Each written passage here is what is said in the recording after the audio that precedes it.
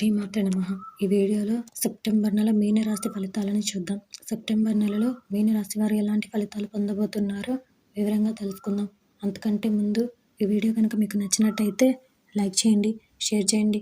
అలాగే మరెన్నో ఆధ్యాత్మిక విషయాల కోసం మన ఛానల్ని సబ్స్క్రైబ్ చేసుకోండి. ఇక విషయంలోకి వెళ్తే ఈ నెలలో మీనరాశి వారికి సంబంధించి సెప్టెంబర్ 2022 ఈ స్థానికులకు జీవితంలో చాలా మార్పులను తీసుకువస్తుంది. మీ మొదటి ఇంటి అధిపతి బృహస్పతి మీ రాశిలో ఉంటాడు.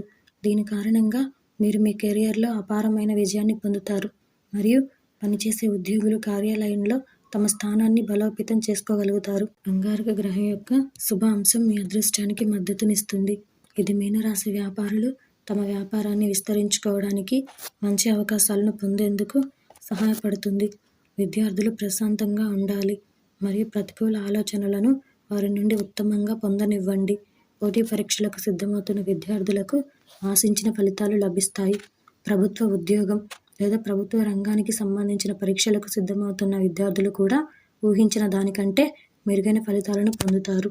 ఈ కాలం మీ కుటుంబ జీవితంలో సమస్యలను సృష్టిస్తుంది. దీనివల్ల ఇంట్లో గొడవలు, వాగ్వాదాలు పెరుగుతాయి.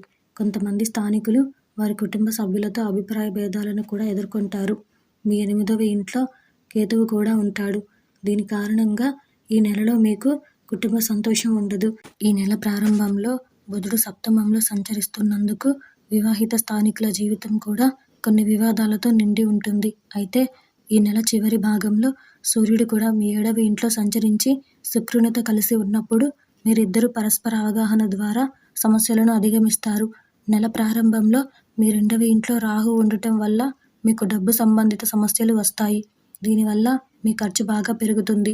మీరు మీ సొంత లేదా మీ కుటుంబ సభ్యుల కోరికలను నెరవేర్చడానికి మీ డబ్బులో భారీ భాగాన్ని కూడా ఖర్చు చేయవచ్చు. మీ డబ్బును పనికిరాని వాటికి ఖర్చు చేయకుండా ఉండండి. ఇది కాకుండా మీరు ఈ నెలలో మంచి ఆరోగ్యాన్ని పొందుతారు. పూర్వపు వ్యాధితో బాధపడుతున్న స్థానికులు దాని నుండి బయటపడతారు. దీంతో వారికి ఇష్టమైన ఆహార పదార్థాలను తినగలుగుతారు.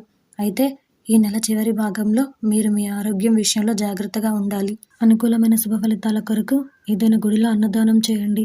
మంచి శుభ ఫలితాలను పొందగలుగుతారు.